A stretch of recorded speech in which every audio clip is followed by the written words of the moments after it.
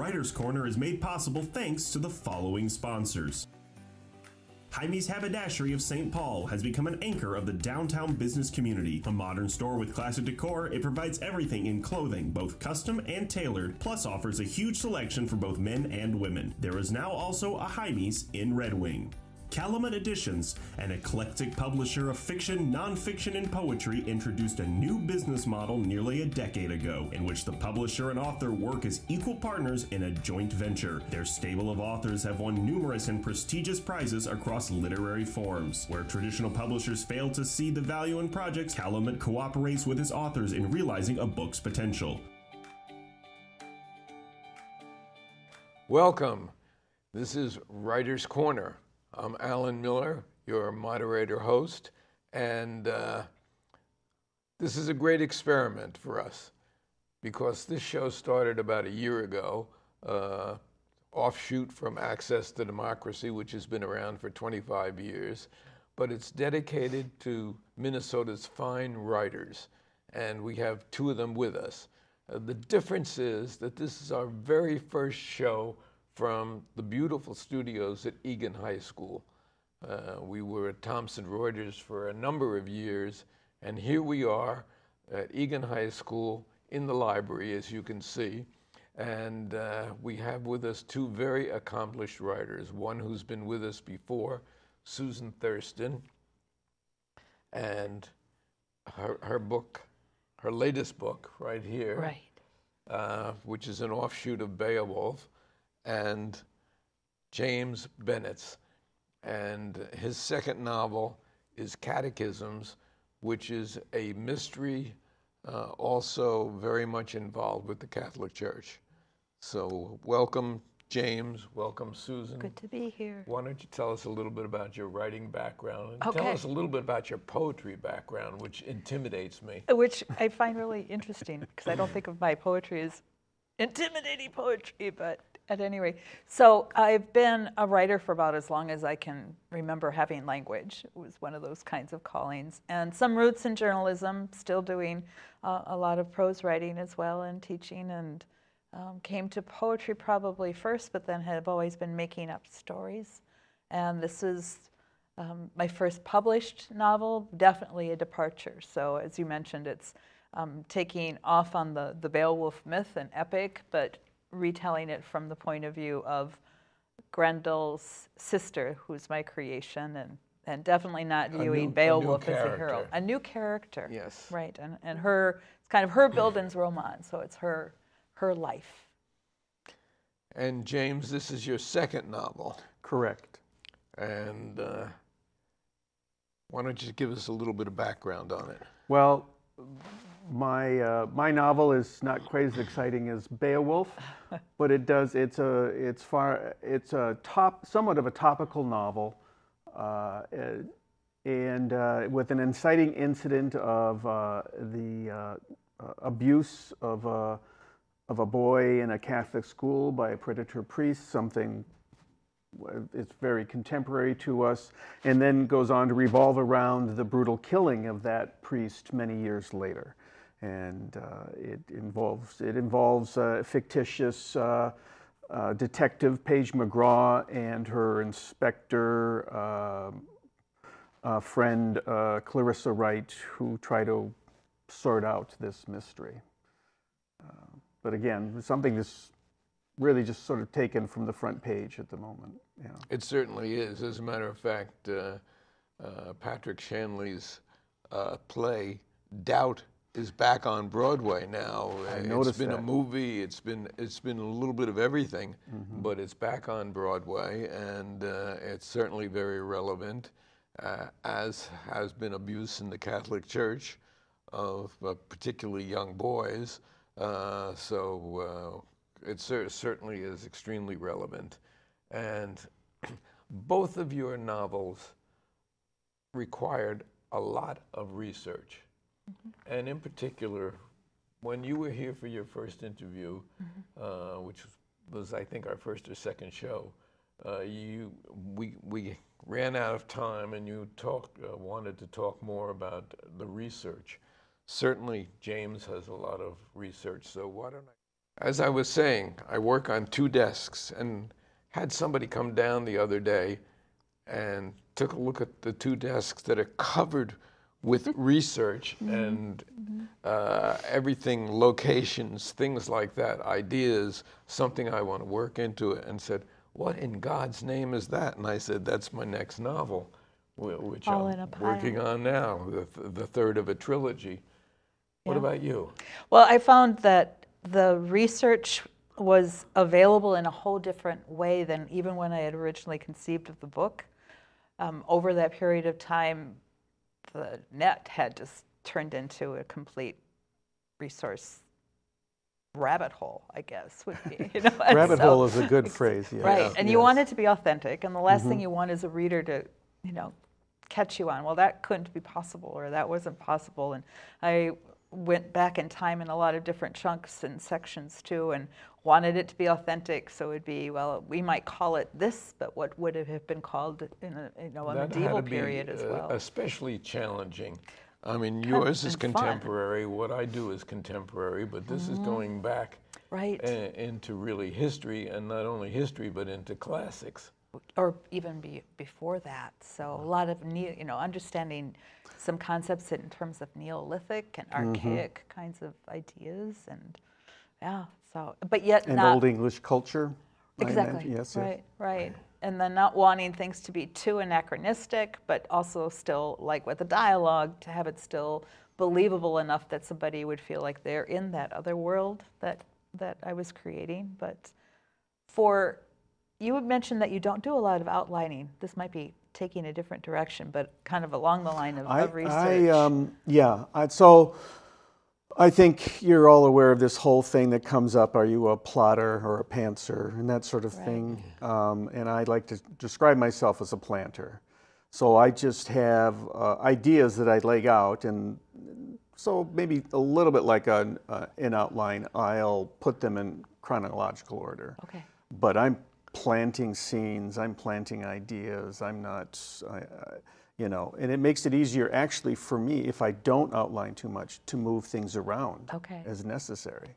That's good to hear. I mean, because it's a character-driven work, and that even other books that I read, you know, plot might be important, but I want to know or like, or at least have some connection with a character somewhere. Right. But for a thriller or a mystery, I find that encouraging, because I always think that then you really need to make certain that if so-and-so does here, you know, if you take out the gun at the beginning, you got to shoot it later.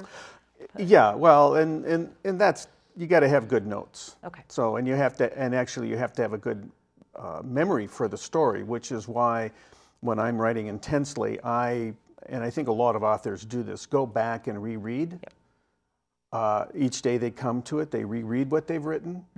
Well, I do that every day. Right, before they go on. So that refreshes your memory too, that, oh, yes, so-and-so had the gun in chapter 2.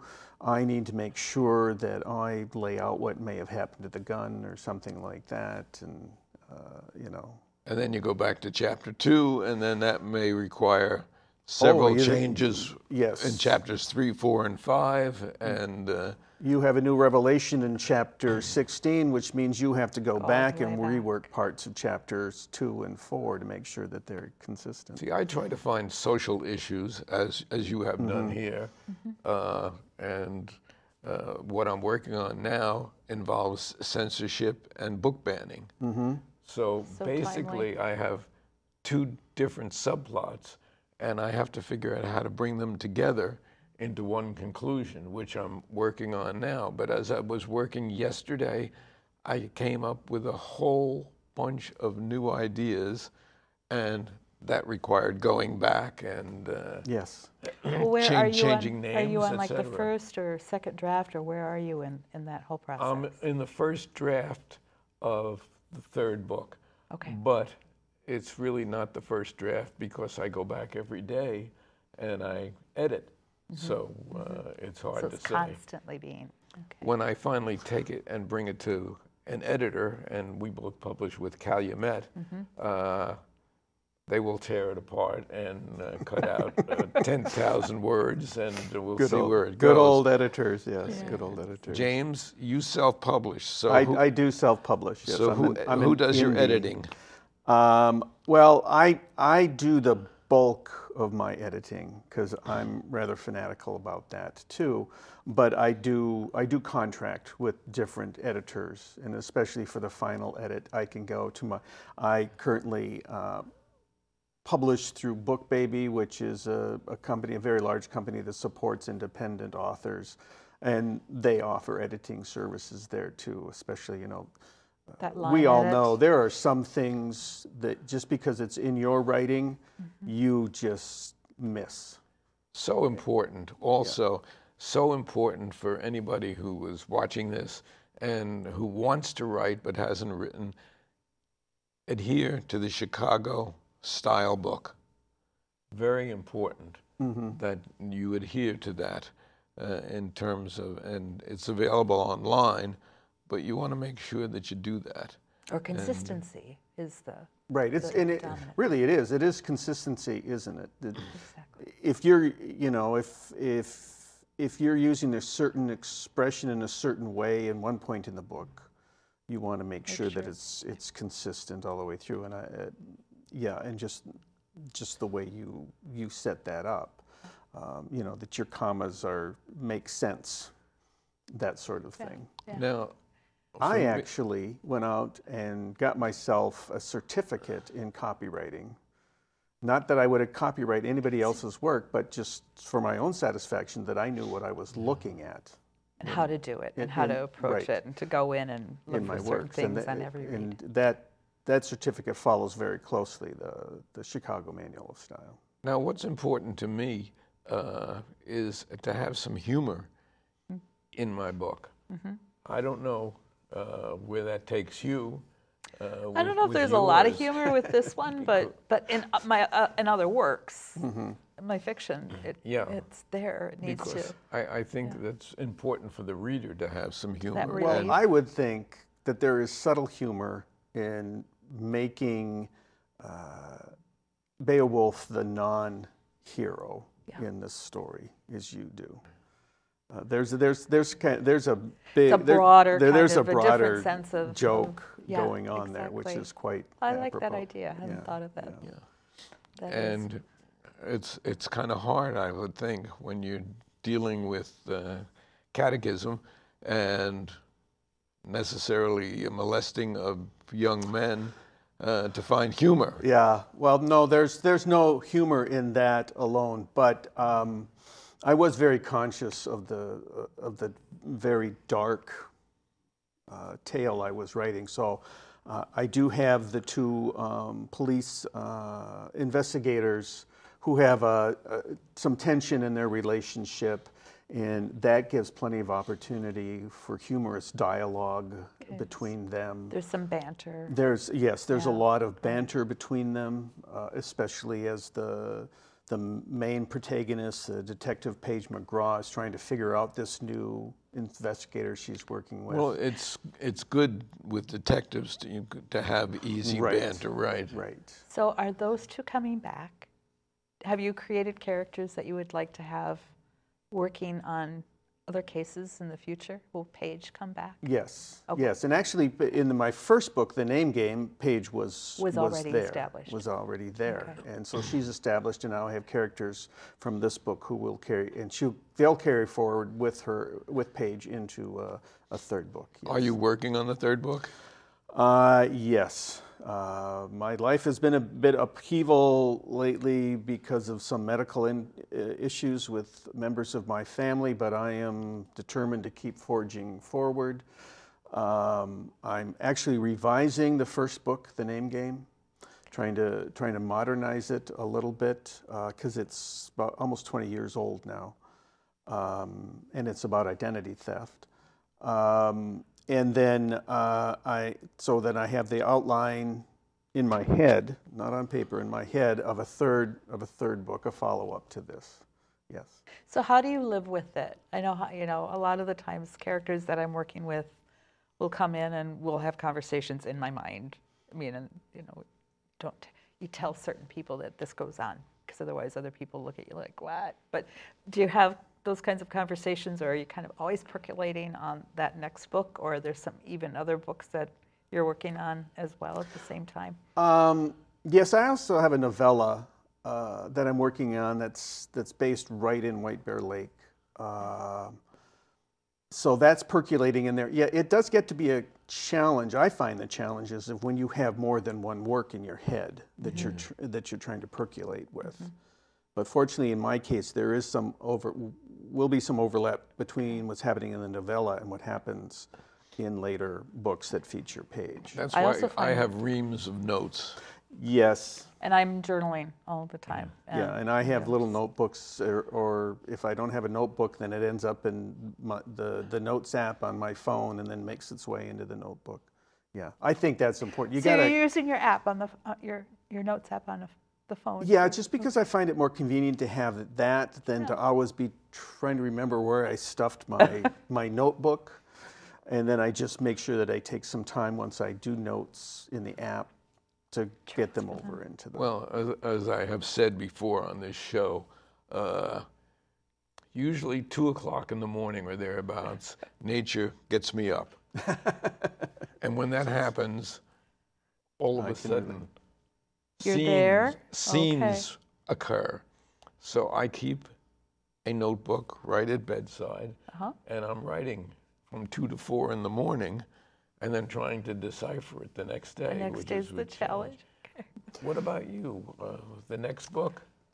Well, I'm reformatting the opening of a previously written novel, and then I have, I guess I would call it, it's kind of genre fluid, so it's a combination of essay, prose poems, and a little bit of memoir that I'm working on with regard to my late father's life. So those are my main points of focus right now. No, a memoir is a whole different ballgame in terms of writing here. Yeah. There's a book out by A.J. Finn right now, which you might be interested in. And it's about a famous writer in the last 3 months of his life who wants to have everything written down. And, good luck with that. Yes. He brings a fan of his writing in to chronicle this last 3 months. And there are several murders involved, and disappearing people, and suspected murders. So he's a very unique writer, and you might look him up. That sounds interesting. I'll look that up. A.J. Finn. A.J. Finn. Okay. And so we're going into projection. And do you have any time frame that you're working with? My hope, fingers crossed, is that I'll have it all finished up by the end of this year. Okay. Yes. So a revised book, a new book, and a novella. Well, that's pretty ambitious. Yes, well, I figure if I don't set myself a stretch goal, I'll never even achieve part of that. So why not go for it? What's the novella about? And Susan? I want to know about the novella. What about a time frame for you, though? Time frame. I do a certain amount of month-type goals of wanting to get certain drafts or scenes and things like that written within a certain time frame. So the goal for the reframe for the novel, I want to have that done by the end of the summer. And then the work that, it's called If It Weren't for the War, I'm giving that more of about a year from now. And that's one that you've already worked some on? And I have sections, I have pieces. I guess you could say I have like islands of content. Yeah, I'm the same way. I have islands. I frequently will just sit down and write whole scenes and without even thinking about where they might eventually appear in the work. It's so liberating. Yeah, it is, isn't it? Yeah, it is. Or a conversation will come up. It's cheaper than therapy. It's a whole lot cheaper. It is. It is much cheaper. Yeah. And better. And better, yes, indeed. My time frame, I brought a book out Labor Day 2 years ago, Labor Day last year, And I'm going to have to do some catch up to bring this third one out Labor Day of this year. That's your marker? But yeah, okay. But that's my marker. And it's a continuation with the same protagonists in different situations. So we'll see how that goes. We've just gone through a dearth period of about 2 months when I did very little. So I have some catching up to do. But how do you deal with those dearth periods?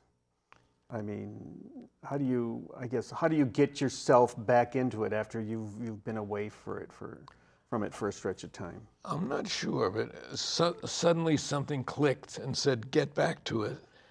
And I started writing again, and then it flows so easily once it gets going. But I don't question. I just say, if the muse is not there, I can't do anything about it. But you're still writing through the dearth? Well, I might be writing other things. Right, okay. I do a lot of, I will write for newspapers, I will write articles and things like that. And I just walk away from the novel until I'm ready to go back. And that's good. That's good that you can do that. That's one of my biggest struggles is just to get back into it. Yeah. Do you have some tricks that you use, though? My trick is just to force myself to sit down and read from beginning to wherever I left off. Okay. And just, in a marathon session, just get through it all. And that will regenerate that. That regenerates what I call the spirit of the story in me. It relights the flame. I think trying to write every day is important, don't you? Absolutely. Yeah. Even if it's a little bit. It doesn't have to always be a lot, but just being with the words. And yeah, I agree. And I still will write with pen on paper. There's something about that scratching noise and that connection. Oh. Well, and I can't do that No. at all. Okay. I've got to be at a screen on a word processor. that's interesting. Now, Ken Krieger writes everything longhand. He goes to, I think, a coffee shop, and he will go every day, and he will sit down and we have no more accomplished writer than he in Minnesota, and he writes everything longhand and takes then it from transfers it? And then I guess either he transfers it or somebody else transfers it. And there wouldn't be any somebody else. Yeah. It would have to be me. Right. It's me. And that might be part of my unconscious motivation, just to get straight into the word process. Do you have a keyboard that clicks and clacks? Well, I have several keyboards, but my favorite, yes, is one that clicks and clacks. Yes, because it just seems more real. It's tactile. Yeah. Exactly. As I have my typewriter sitting in the closet, oh well. Now, do you plan to go to a major publisher in the future, or are you going to continue to self-publish? That is a question I've never been asked. It's an excellent question. I don't know. Right now in my career, I'm a little put off with the legacy publishing industry. I think it's unfortunately for what I do, getting too formulaic.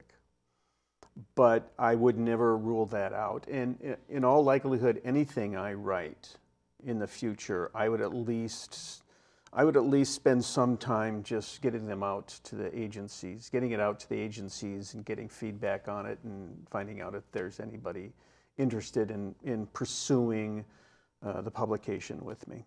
Yeah. But I just to follow up on that quickly, I enjoy so much the flexibility that independent publishing provides me.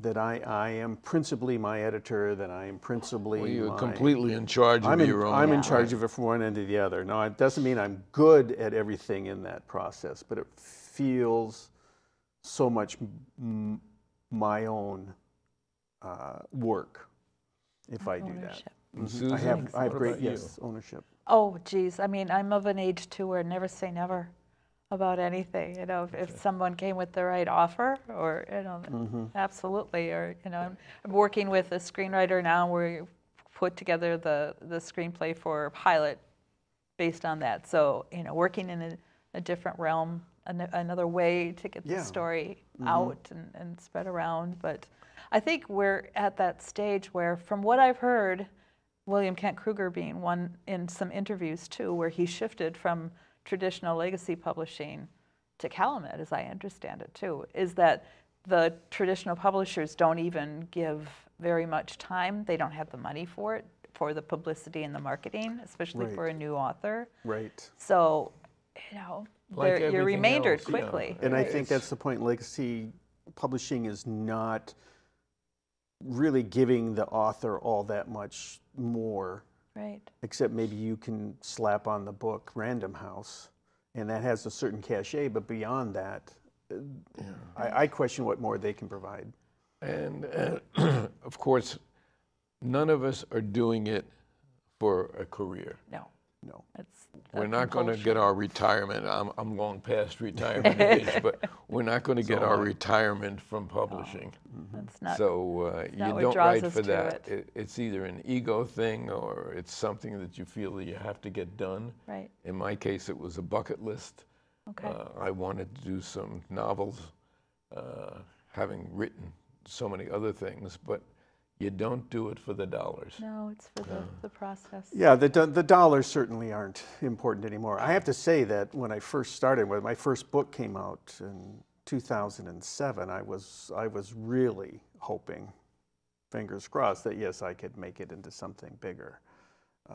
But I'm actually quite content that things turned out the way they did, and I enjoy the writing so much more. You dissuade yourself of that very, very Remove rapidly. that pressure and stress and just be with the story. You just enjoy the writing. Well, we've been talking with two very accomplished writers, James Bennetts and Susan Thurston, and you have been watching Writer's Corner. It's a feature now that we present once a month here in the library at Eagan High School, our new facility, and we thank them and for all their help in getting us set up on this first show. This is Alan Miller. Thank you for being with us, and we'll see you next month. Thank you. Thank you. Good to meet you face to face. Face to face, yes.